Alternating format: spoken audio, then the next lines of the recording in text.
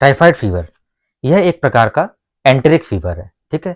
और इस enteric fever के अंदर 2 तरह के फीवर आते हैं, एक होता है टाइफाइड फीवर और एक होता है पैराटाइफाइड फीवर। तो आज हम बात करें टाइफाइड फीवर के बारे में।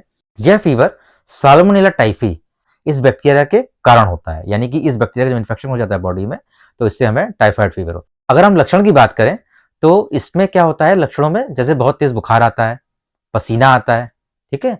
और पेट फूलता है और अगर हम बात करें तो मुँह का टेस्ट बहुत खराब हो जाता है, ठीक है? दिल की धड़कन जो है वो कम हो जाती है जिसे ब्रेडिकार्डिया बोलते हैं। सिर दर्द हो कभी-कभी लोगों में जो है वो शरीर पर लाल-लाल चकत्ते पड़ने लगते हैं।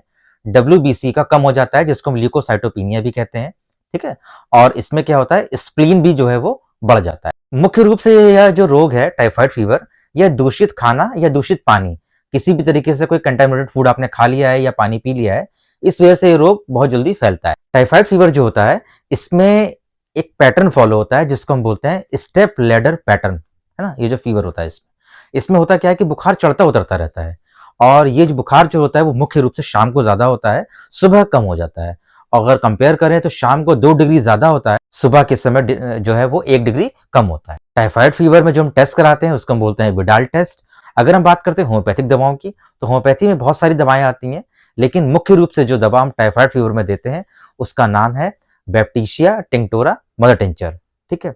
और ये जो मदर टिंचर है, इसकी 20 बूंद दिन में 3 बार का हम प्रयोग कराते हैं और इससे हम देखते हैं कि धीरे-धीरे जो फीवर होता है, वो उतरना शुरू हो जाता है और जो इसके लक्षण मैंने आपको बताए जैसे वो भी कम हो जाते हैं।